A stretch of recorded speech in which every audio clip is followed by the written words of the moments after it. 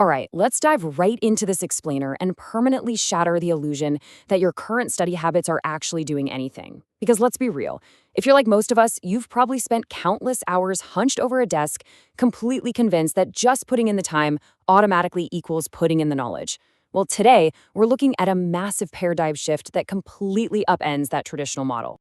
I want you to ask yourself a seriously honest question right now. How much time do you waste pretending to study versus actually retaining the data?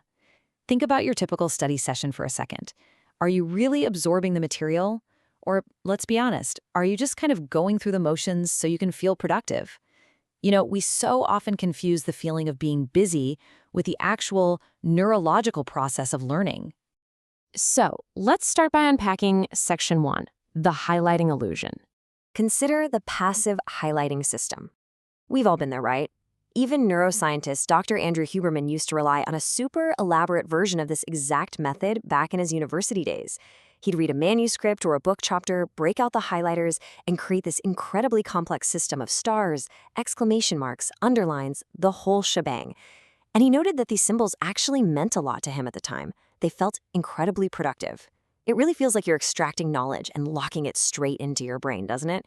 But the reality is far, far less effective. But here's the kicker. Dr. Huberman perfectly diagnoses the fundamental problem with that comfortable highlighting system we all love. He literally calls it simply going through motor commands. Think about it. When you're dragging a bright yellow marker across a page, your brain isn't actually encoding the information. It's really just directing your hand to color some text. It totally mimics the feeling of learning, but functionally, it's an ineffective motor task that yields incredibly poor retention. Which brings us right to Section 2, the active recall revelation. This stems from a massive realization Dr. Huberman had years later while he was teaching a biology course over at Stanford. When you actually weigh these two methods against each other, the contrast is absolutely staggering. He had his Stanford students read a study specifically about information retention. And that study proved that passive highlighting is incredibly time-consuming, yet results in terribly low retention. On the flip side, we have active recall. This is the radical, science-backed solution that flips the script entirely. It is incredibly time-efficient and yields phenomenal retention. So what exactly is it? It's absolutely crucial to understand what this method entails. Active recall is basically defined as replicating information from scratch, literally as if you were teaching a class, entirely without looking at your notes. No cheating. This is the exact core methodology that Dr. Cal Newport discovered when he was 22 years old, researching his book on how to become a straight-A student. He went out and interviewed top-tier college students who had perfect grades but, remarkably, weren't totally burnt out. They weren't grinding away all night in the library. And the single common denominator among every single one of them? This exact practice, active recall. Now, moving on to Section 3, the brutal trade-off. Let's address the elephant in the room. If this is so amazing, why isn't everyone doing it, right? Well, Dr. Newport sums it up perfectly. It is incredibly mentally taxing.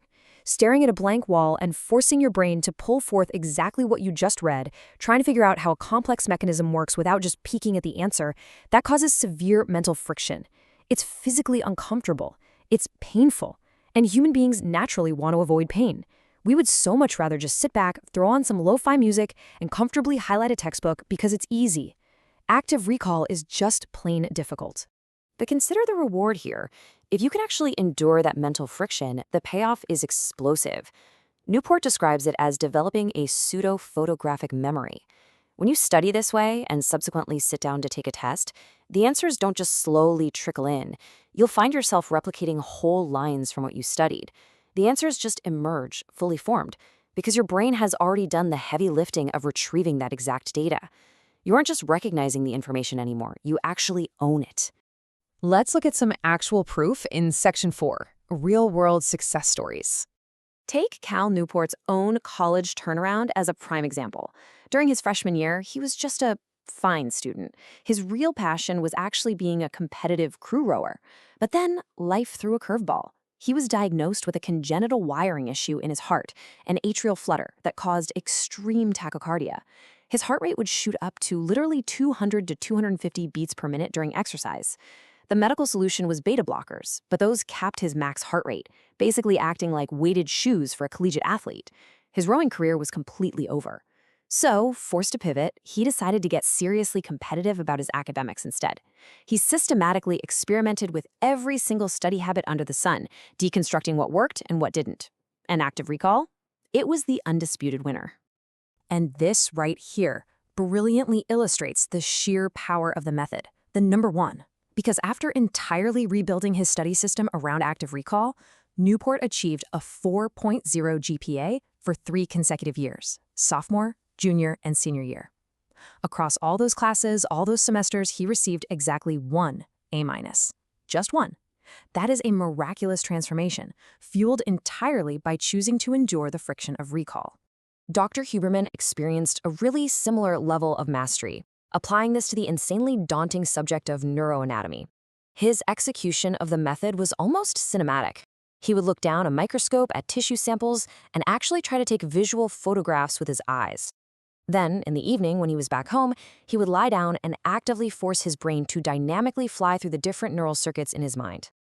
If he hit a structure in his mental map that he couldn't identify, only then would he stop, go back, and check his textbook notes. By forcing his brain to navigate this massive mental map, he built a rock-solid, permanent understanding of neuroanatomy. All right, Section 5, build your study system. Let's get into the execution phase so you can actually use this today. Here is the clean, step-by-step core protocol for that Huberman loop. Step 1, you read the information. Pretty standard. Step 2, you physically step away from the material. Take a walk, close your eyes, it doesn't really matter, just completely remove the source. Step 3, try to actively remember specific elements. Who was in the study, what were the variables? And finally, step 4, go back and check your notes to fill in the gaps. Now, I want to normalize right now that you are absolutely going to fail on the first attempt to recall. That is literally part of the process. Discovering that gap in your knowledge is exactly what crystallizes it when you finally go back and check the text. And the beauty of this is you can adapt it for absolutely any subject. For humanities classes, Newport built note-taking systems where the notes were designed specifically to be prompts for active recall, rather than just summaries you passively reread. But for math classes, his main study tool was literally nothing but a stack of blank white paper. He'd sit down, look at a complex math proof, and demand that his brain recreate the entire thing from scratch on that blank page. If he could do it, he knew he owned it. If he couldn't, he'd put it away and try again later. Now, if you've got heavy memorization to do, Newport utilized this brilliant exponential decay flashcard system. The mechanics are just beautifully simple.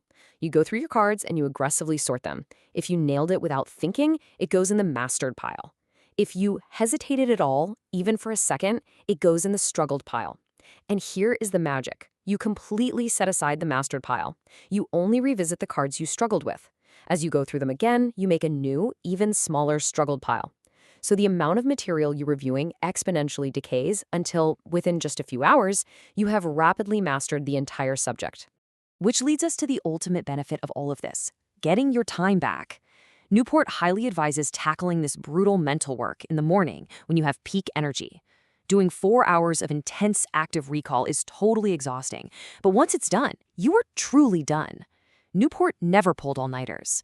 In fact, because he was so wildly time efficient, he actually faced this funny social problem during college finals where he had to pretend to go to the library to study just to fit in with his friends because his actual studying was already completely finished for the day. So I'm going to leave you with this final thought to chew on. Are you going to keep dragging that comfortable yellow highlighter across the page, tricking yourself into feeling productive? Or will you actually step up, endure the intense, brutal mental friction today so you can master the material forever? The science is incredibly clear, but the choice is entirely yours. Thank you so much for joining me for this explainer, and I'll catch you next time as we continue breaking down the systems that actually get results.